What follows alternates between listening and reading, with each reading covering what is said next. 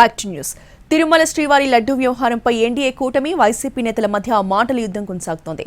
కల్తీ నెయ్యి వాడారని ముఖ్యమంత్రి ఎలా చెప్తారని ప్రశ్నించారు మాజీ మంత్రి అంబటి.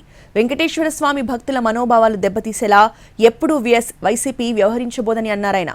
తిరుపతి లడ్డూ ప్రసాదం వివాదంపై సీఎం చంద్రబాబు మాట్లాడడం సరికాదని కోర్టు చెప్పడం ఎంతవరకు కరెక్టో ఆలోచించుకోవాల్సిన విషయమన్నారు బీజేపీ ఎంపీ పురంధేశ్వరి.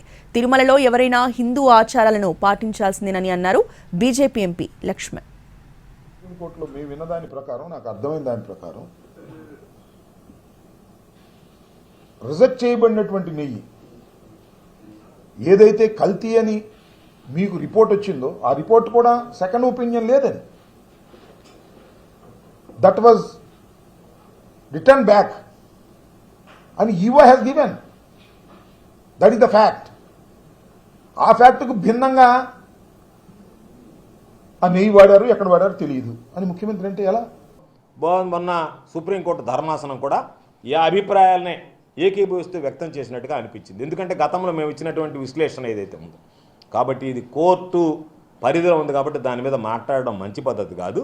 కాకపోతే ఎంతవరకు అంటే వాళ్ళు చేసినటువంటి దుష్ప్రచారానికి సమాధానం చెప్పాం తప్ప ఎవ్వరికి కూడా కలియుగ దైవం వెంకటేశ్వర స్వామి అతి పవిత్రంగా భావించేటువంటి లడ్డు విషయంలో దాన్ని వివాదాలకో లేకపోతే దానిని భక్తుల మనోభావాలు దెబ్బతీసేటువంటి విధంగా మాట్లాడడం మంచిది కాదనేటువంటిది మా అభిప్రాయం. ముఖ్యమంత్రి గారు he is the constituent head of the state. ఆయన ఉన్నటువంటి పరిస్థితుల్ని వారు సమీక్షించుకుని దాని మీద వారు ఒకవేళ స్టేట్మెంట్ ఇవ్వాలా వద్దా అనేది వారి యొక్క ఆలోచన విధానం మీద ఆధారపడి ఉంటుంది.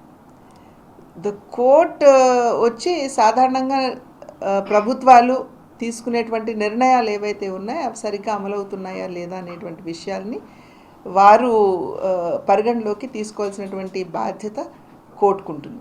అంతేగాని ముఖ్యమంత్రి గారు మీరు ఎందుకు మాట్లాడారు అని ప్రశ్నించే అధికారం కోర్టులకు ఉన్నదా అనేది అందరం కూడా ఒక్కసారి ఆలోచించవలసినటువంటి విషయం. ఇవాళ సుప్రీంకోర్టు చాలా స్పష్టంగా పూర్తి స్థాయిలో అక్కడ విచారణలో ఉంది కాబట్టి దాని మీద ఎక్కువ మాట్లాడడం భావ్యం కాదని. ఎందుకంటే నేను ఒకటే అడుగుతాను, ఇవాళ జగన్మోహన్ రెడ్డి గారు మీరు తిరుపతికి దర్శనాని కోసమని బయలుదేరి ఈ ఉదంతం జరిగిన తర్వాత ఎందుకు మీరు మానుకున్నారు? ఇవాళ హిందూ సమాజం ప్రశ్నిస్తూ ఉన్నారు. ఎందుకంటే చాలా నిబంధనల మేరకు, తిరుమల తిరుపతి దేవస్థానం నియమాల మేరకు అన్య మతస్థులు ఎవరైనా ఆ దేవుని దర్శించుకోవాలంటే డిక్లరేషన్ ఇవ్వాల్సిందనేది నిబంధన.